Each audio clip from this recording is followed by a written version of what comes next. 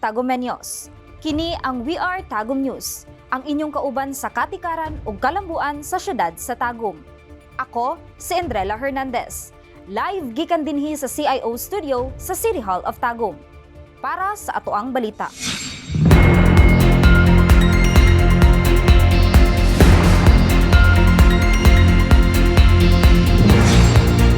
Atletang Tagumeño nanguna sa nagkadaiyang kompetisyon.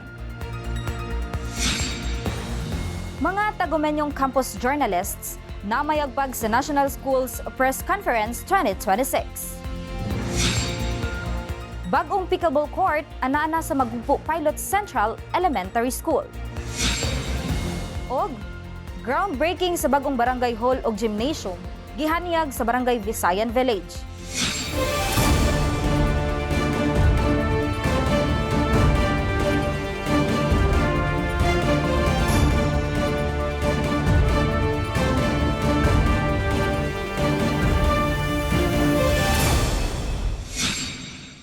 Gila kaniadtong Lunes ang mga atletang Tagumeño nga nagmadaugon sa mga nagkadaiyang sporting event sa mga nilabay nga semana. Para sa dugang detalye, ania si Ella Vargas.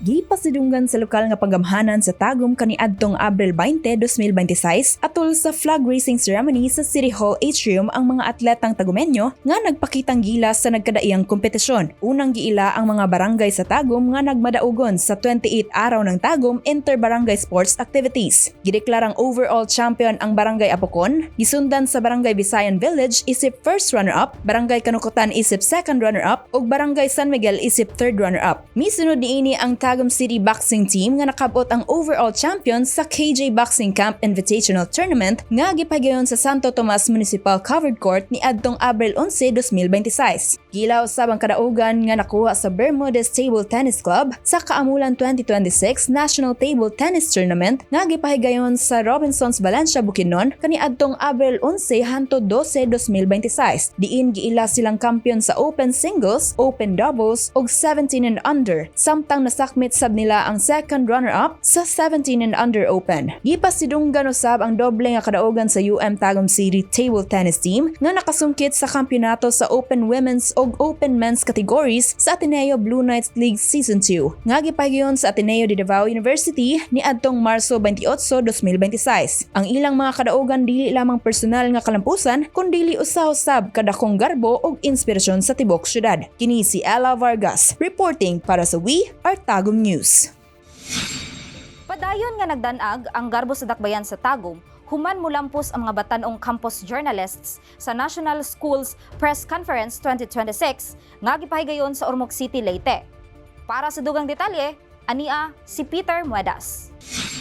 Gipasigarbo sa mga batanong journalist sa Tagum ang ilang kahanas sa bag-uhay palang nahuman nga National Schools Press Conference 2026 nga gipahitabo kaniadtong Abril 13 hangtod 17 sa Ormoc City. Nakakuha og gold medal si Johan Marco Caliao gikan sa Tagum City National High School human makuha ang unang pwesto sa Science and Technology Writing. Samtang nakakuha og silver medal si Russell Jake Madera sa Magugpo Pilot Central Elementary School sa Feature Writing. Nakadaog og duha ka bronze medal si Yesha Camille sa Tagum City National High School human makuha niini ang third place sa Best News Broadcast Filipino Secondary ug ikatulong pwesto sa Best in Development Communication. Nakakuha sab og bronze medal ang hiniusang grupo gikan sa Magugpo Pilot Imelda Elementary School, SPED Center ug Magugpo Pilot Central Elementary School sa Best Radio Production sa Radio Broadcasting ug Script Writing sa Filipino. Uban nila Emerald S. Malabosa, Enzo Hamir B. Selosia,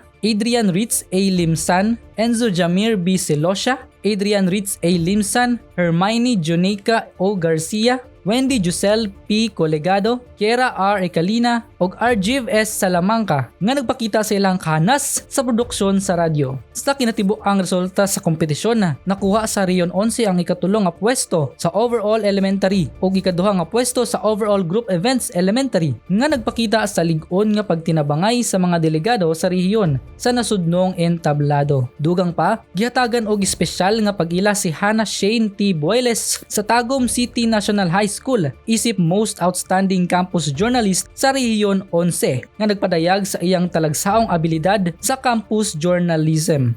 Ang maong mga kadaugan nagpadayag sa lig-on nga pundasyon sa edukasyon ug padayon nga suporta sa campus journalism sa dakbayan sa Tagum nga naghulma sa kabatan-onan isip mga mamahayag ug leader sa umaabot. Kini si Peter Moedas reporting para sa We Are Tagum News.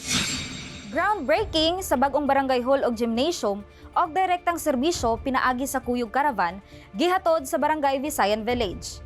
Para sa dugang detalye, aniya si Andrew Labado.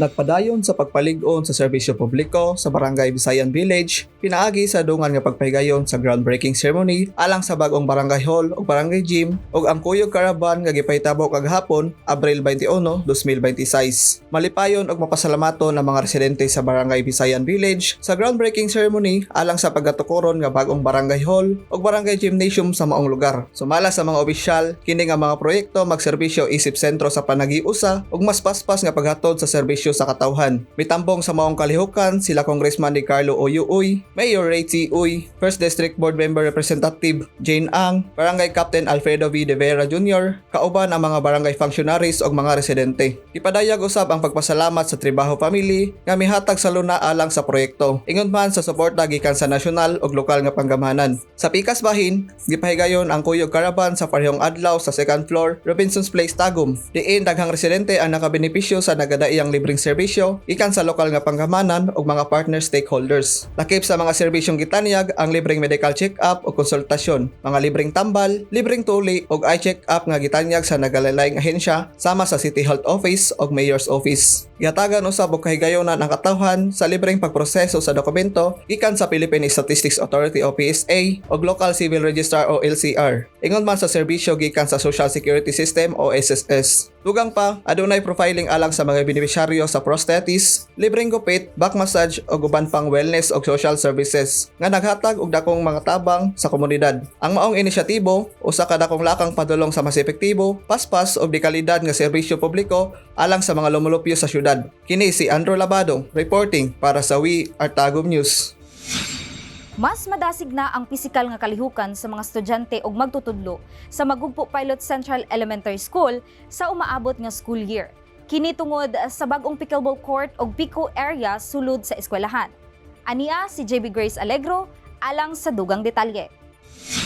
Mas bibo o produktibo na ang paglihok sa mga estudyante sa Magugpo Pilot Central Elementary School karon nga nahuman na ang ilahang bag-ong pickleball court. Gilauman nga ang maong pasilidad maghatag og dugang kahigayunan sa pagpalambo sa pisikal nga kahimsog sa mga bata. Samtang ginapalig-on usab ang teamwork ug sportsmanship. Dili lamang pickleball ang natagamtaman sa mga estudyante tungod kay inaan na usab ang hopscotch o mas nailhan nga piko nga usa sa paboritong dula sa mga kabatan-unan. Kabahin kini sa paningkamot sa lokal nga panggamhanan ug sa maong eskwelahan nga mapalambo ang holistic development sa mga estudyante. Dili lamang sa akademiko kundi apil usab sa ilang pisikal ug sosyal nga aspeto. Kini si JB Grace Alegro reporting para sa We Are Tagum News. Ug mao kadto ang mga balita sa We Are Tagum News. Inyong kauban sa katikaran ug kalambuan. Para sa dugang detalye ug updates, bisitaha ug i-follow ang atong official Facebook page, ang City Government of Tagum. Madungog sab kita sa atong official radio station, RT 99.1 Radyo Tagum. Ako, Sendrella Hernandez. Ug sa kanunay, We Are Tagum.